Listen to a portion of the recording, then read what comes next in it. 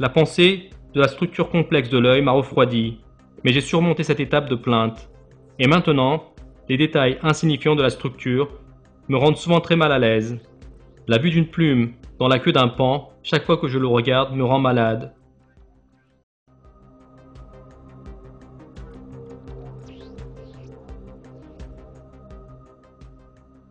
Le paon empenné, qui a rendu Darwin malade quand il l'a regardé, ainsi que toutes les merveilles de la conception chez les animaux, les plantes et la nature, sont toutes les preuves de la création au moyen duquel nous pouvons comprendre la force d'Allah, qui a créé tout de rien et par lequel nous pouvons correctement apprécier sa puissance. Allah attire notre attention sur ce fait dans le Coran.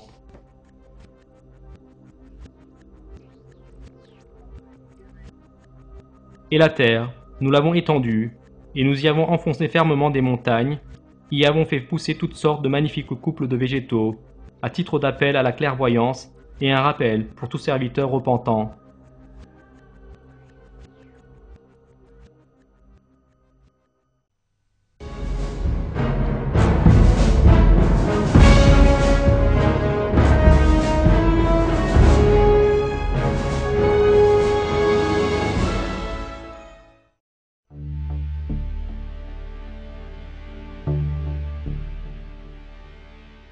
Les revendications de la théorie de l'évolution sont évidemment trop illogiques pour avoir besoin d'une discussion.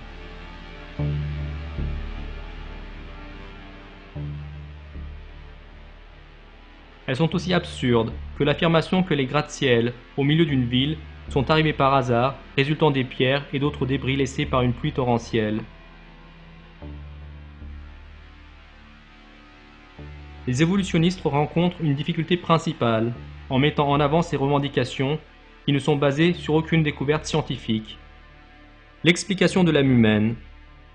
Les évolutionnistes ne peuvent pas expliquer le moins du monde, le fait que sans vie, il soit possible que, par hasard, cela puisse provoquer un être humain, pensant, capable de s'amuser et de rire, quelqu'un capable d'éprouver la douleur et l'excitation, quelqu'un qui puisse produire des objets d'art, composer de la musique, ressentir du plaisir en écoutant une chanson préférée, aimer l'odeur et le goût de la nourriture, qui peut être un bon ami, faire des découvertes, administrer un gouvernement et voyager dans l'espace.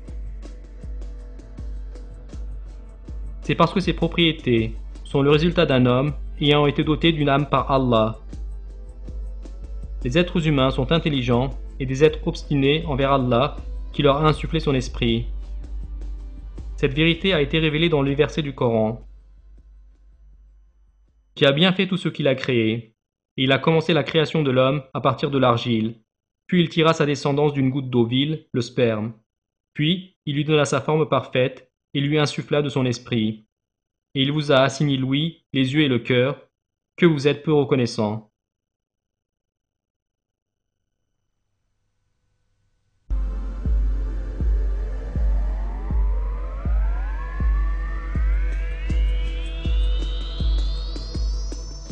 Environ 7 milliards de personnes vivent dans le monde. La majorité de ces gens possèdent de parfaits systèmes de vision et d'audition. Le système visuel humain est si développé qu'aucune caméra produite avec la dernière technologie ne peut atteindre la qualité d'image que l'œil humain peut offrir.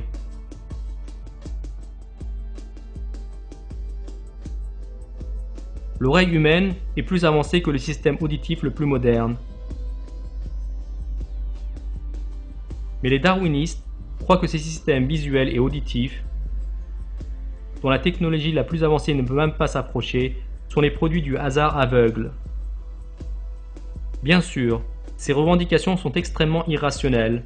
Le but du darwinisme est de faire en sorte que les gens nient le manifeste et le fait certain de la création.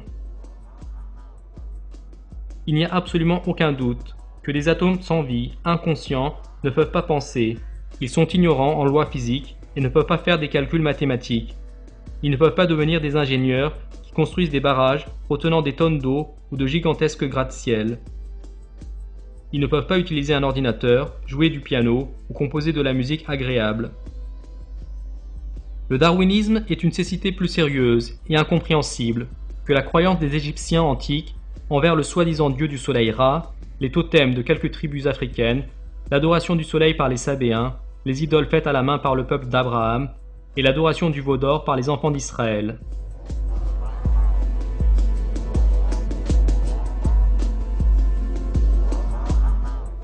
C'est le manque d'intelligence qu'Allah désigne dans le Coran.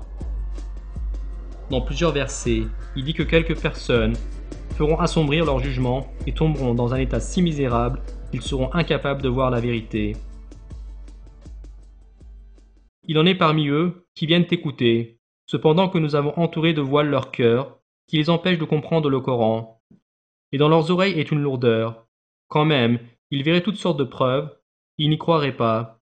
Et quand ils viennent disputer avec toi, ceux qui ne croient pas disent alors, ce ne sont que des légendes des anciens.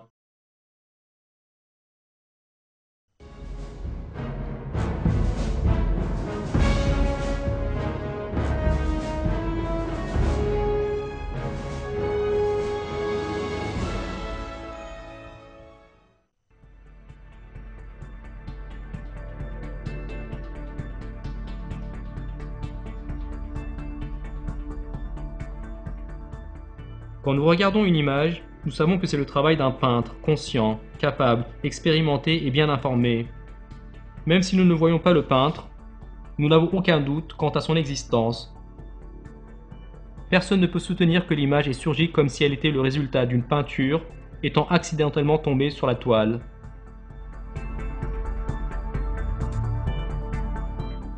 Quelqu'un qui aime ses peintures n'adresse pas son éloge et appréciation aux peintures en elles-mêmes, mais à leur architecte, le peintre qui les a faites.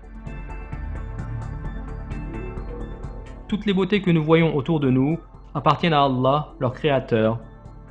Seul Allah, le créateur incomparable d'entre tous, mérite l'éloge et les remerciements.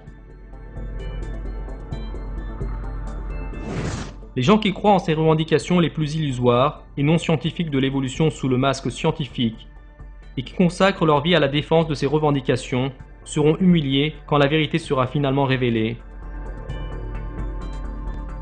En effet, l'auteur américain Malcolm Muggeridge, qui était un partisan de l'évolution et de l'athéisme pendant de nombreuses années avant de réaliser son erreur et de devenir un croyant, dit « Je suis moi-même convaincu que la théorie de l'évolution, et particulièrement l'étendue à laquelle cela a été appliqué, sera une des grandes plaisanteries dans les livres d'histoire à l'avenir.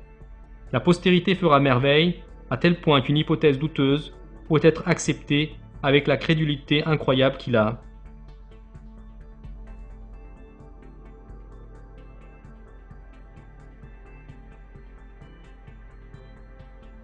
Ce jour n'est pas loin, en fait, il est tout proche, où les gens comprendront que le hasard ne peut pas être un créateur et se rendront compte que la théorie de l'évolution a été la plus grande tromperie qui a puissamment ensorcelé.